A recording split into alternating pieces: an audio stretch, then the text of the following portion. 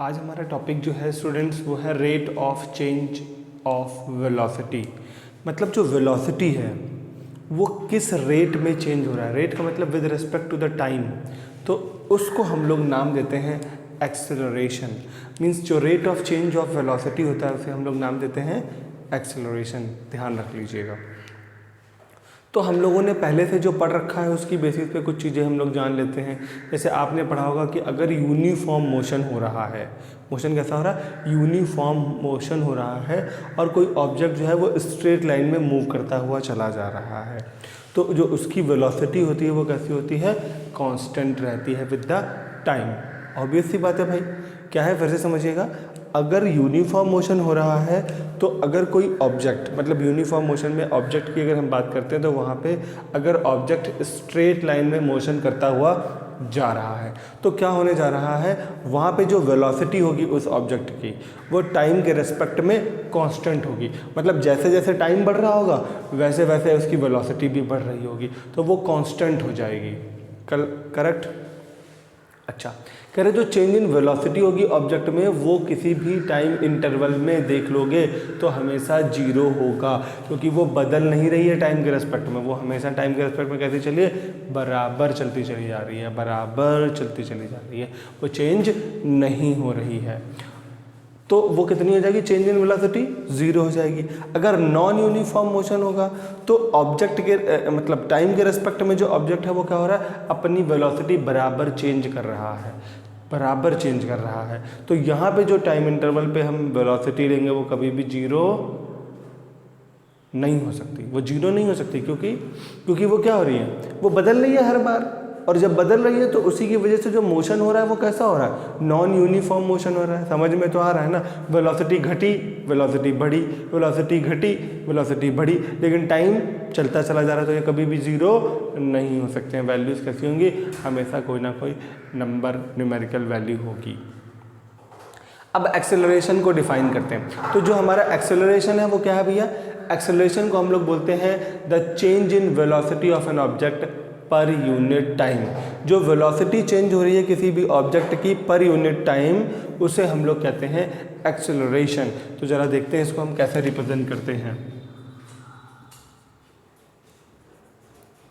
Acceleration को हम लोग कैसे लिखेंगे, change in velocity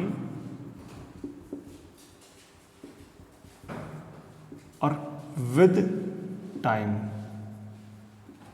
change in velocity per unit time कहलाएगा हमारा एक्सेलरेशन। कह रहे हैं कि अगर कोई भी वेलोसिटी, मतलब अगर कोई वेलोसिटी है किसी ऑब्जेक्ट की, वो इनिशियल वैल्यू उसकी अगर u है और फिर वो चेंज हो रही है फाइनल वैल्यू v में with the course of time t, तो एक्सेलरेशन को हम लोग कैसे रिप्रेजेंट करेंगे। मतलब जो चेंज इन वेलोसिटी होगी वो फाइनल क्या है और फिर इनिशियल क्या है, उससे हम रिप्रेजेंट कर लेंगे, और जो टाइम लग रहा है वो, तो एक्सेलरेशन को हम लोग रिप्रेजेंट करते हैं सिंबल से a, और चेंज इन वेलोसिटी जो बाद में, वेलोसिटी चेंज कैसे हुई कि भाई हम कैसे जानेंगे कि कोई काम हुआ है, तो जो फाइनल है उसको रिलेट करते हैं हमेशा इनिशियल से। इनिशियल को फाइनल से रिलेट नहीं करा जाता है, फाइनल से इनिशियल को रिलेट करेंगे।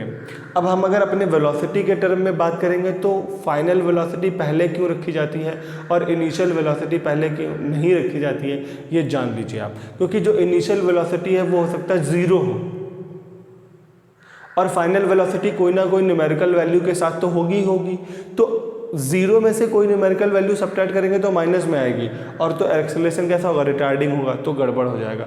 तो हमेशा क्या होता है कि जो वेलोसिटी किसी ऑब्जेक्ट ने अटेन कर रखी होगी वो हम लेंगे पहले और उसमें से घटा देंगे, मतलब सब्ट्रैक्ट कर देंगे जो इनिशियल वेलोसिटी होगी। तो यहाँ पे एक ही वैल्यू जो आ जाएगी वो आ जाएगी v minus u upon t आ जाएगी। तो ये हमारा हो गया एक्सेलरेशन का formula, v minus you upon T. हमेशा याद रखना ये फॉर्मूला, बहुत क्वेश्चंस आते हैं। फाइनल माइनस इनिशियल, कौन सा, फाइनल माइनस इनिशियल हो जाएगी इसकी वैल्यू। तो कह रहे हैं कि ऐसा अगर मोशन हो रहा है कहीं पे जो ये ऐसी वैल्यू दिखा रहा है, तो वो मोशन हमेशा हो जाएगा एक्सेलरेशन वाला, वो एक्सेलरेटेड मोशन कहलाएगा, वो हमेशा बढ़ता हुआ होगा। जैसे मोटरसाइकिल स्टार्ट करी पापा ने और वो यहाँ से जा रहे हैं, मान लेते हैं कोई हाईवे पे, तो जब हाईवे पे घर से स्टार्ट करके निकलेंगे तो क्या होंगे, वो अपनी मोटरसाइकिल में देखा होगा कि ऐसे ऐसे घूमने वाला जुगाड़ होता है, उसको एक्सेलरेटर कहते हैं, हम उसी जुगाड़ को पढ़ रहे हैं। तो वो जो ऐसे ऐसे करने वाला जुगाड़ होता है उसको कहते हैं पापा बहुत एक्सेलरेट कर रहे हो, बहुत एक्सेलरेशन कर रहे हो। तो मतलब क्या होगा, उन्होंने एक्सेलेटर को खींच दिया और खींचते चले गए और खींचते ही रहे, 100 पे पहुँच गए, 150 पे पहुँच गई और फिर 200 पे पहुँच गई। तो ये क्या हुआ, ये हुआ एक्सेलरेटेड मोशन, बराबर बढ़ रही है स्पीड विद द टाइम। जैसे जैसे टाइम बढ़ रहा है, 1 सेकंड 2 सेकंड 3 सेकंड, वैसे वैसे क्या हो रहा है, वेलोसिटी भी बढ़ रही है ऑब्जेक्ट की। तो वो क्या हो जाएगी, वो वेलोसिटी हो जाएगी एक्सेलरेटेड मोशन करने वाली। अच्छा, अब कह रहे हैं कि जो एक्सेलरेशन है अगर वो मोशन के डायरेक्शन में हो रहा है, मतलब डायरेक्शन की वेलोसिटी जिधर है, सॉरी वेलोसिटी का डायरेक्शन जिधर है उधर ही अगर मोशन हो रहा है तो ये कहलाएगा पॉजिटिव एक्सेलरेशन। मतलब अगर ऑब्जेक्ट जा रहा है नॉर्थ टू साउथ और उधर ही एक्सेलरेशन हो रहा है, मतलब पॉजिटिवली जो वेलोसिटी है नॉर्थ टू साउथ उधर ही एक्सेलरेशन हो रहा है, मतलब एक्सेलरेशन बराबर इंक्रीज हो रहा है।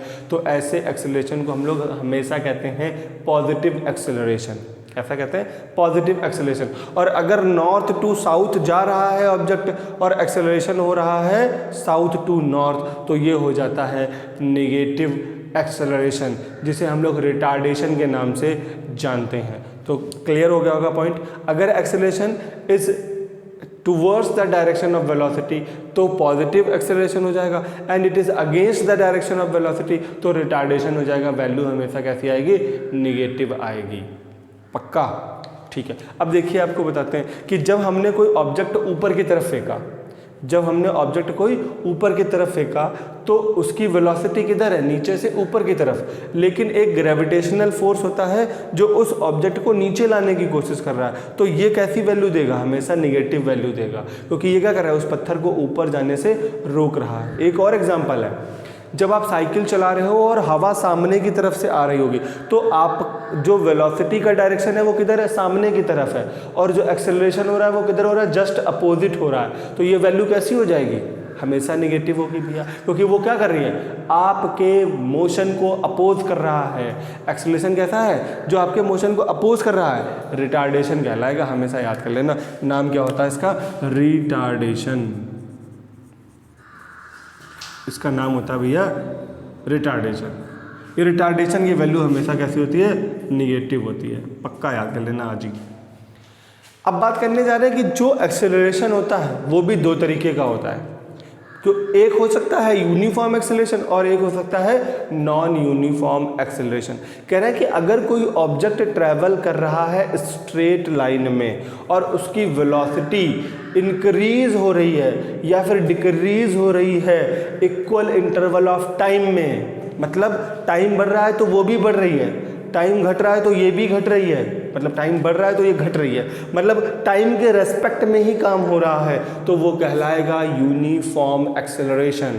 जरा फिर से समझिएगा एक बार, अगर कोई ऑब्जेक्ट स्ट्रेट लाइन में मूव कर रहा है, टाइम के रेस्पेक्ट में एक्सेलरेशन बढ़ रहा है, टाइम के रेस्पेक्ट में एक्सेलरेशन कम हो रहा है, तो कहलाएगा यूनिफॉर्म एक्सेलरेशन। जैसे टेक ऑफ कर रही है फ्लाइट, कोई फ्लाइट है रनवे पे दौड़ रही है तो क्या हो रहा है, वो ऊपर बढ़ रही है, तो ये कैसा हो गया, यूनिफॉर्म एक्सेलरेशन। और जब प्लेन लैंडिंग कर रहा है तो क्या कर रहा है, तो वो with respect to the time नीचे नीचे आ रहा है, तो ये कैसा मोशन हो जाएगा, यूनिफॉर्म मोशन में एक्सेलरेशन हो जाएगा, यूनिफॉर्म एक्सेलरेशन हो जाएगा।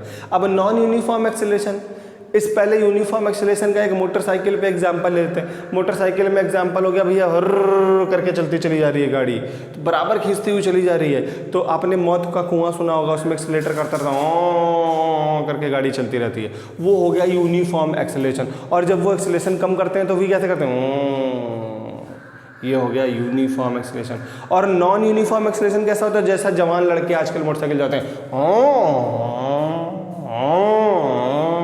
मतलब पहले एक्सेलरेशन करेंगे और फिर कम कर देंगे, मतलब रिटार्ड करेंगे, एक्सेलरेट करी बाइक को और फिर कम कर दिया उसका एक्सेलरेशन, फिर बढ़ाया फिर कम कर दिया, मतलब टाइम के रिस्पेक्ट में एक्सेलरेशन घट बढ़ रहा है बराबर। ऐसे एक्सेलरेशन को हमेशा क्या कहेंगे हम लोग, नॉन यूनिफॉर्म एक्सेलरेशन। इसका मतलब ये हुआ कि ये कार जा रही है किसी ऐसे पाथवे में जो वन वे है, जगह खाली मिली, खींच दिया, भीड़ आ गई, धीरे धीरे चल रहे, तो एक्सीलरेशन क्या हुआ, कभी बढ़ रहा है कभी घट रहा है, तो ये कैसा कहलाएगा, नॉन यूनिफॉर्म एक्सेलरेशन कहलाएगा। बहुत ही धमाकेदार तरीके से मैं बता रहा हूँ, आपको समझ लीजिएगा। अब इसकी SI यूनिट याद करना, बच्चे मर जाते हैं इसको याद करते करते, आप नहीं मरोगे, देखना कैसे, इसकी टेक्निक सीखो। चेंज इन वेलोसिटी जो होती है ना, वेलोसिटी की यूनिट मैंने बता रखी है आपको, होती है मीटर पर सेकेंड, और टाइम किस में होता है, सेकंड में होता है। तो ये कितना हो गया, ये हो गया मीटर पर सेकंड स्क्वायर। ये क्या हो गया भैया, मीटर पर सेकंड स्क्वायर। अगर इसको आप दूसरे वे में लिखोगे तो मीटर पर सेकंड हो गया, और टाइम भी सेकंड में हो गया, तो सेकंड सेकंड कितना हो गया, मीटर, और ये सेकंड स्क्वायर हो गया। इसको हम कैसे लिख सकते हैं, ऐसे लिख सकते हैं। तो ये हो गया इसकी SI यूनिट हो गई, मीटर पर सेकंड स्क्वायर। आ गया होगा समझ में आपको, पक्का पक्का। अब हम करते हैं न्यूमेरिकल।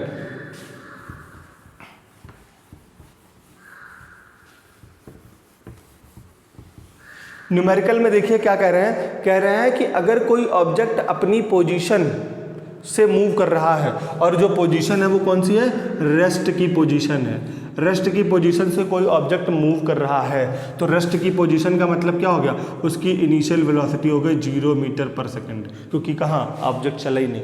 अब वो ऑब्जेक्ट मूव करने लगा है और उसने अटेन कर लिया है फाइनल वेलोसिटी।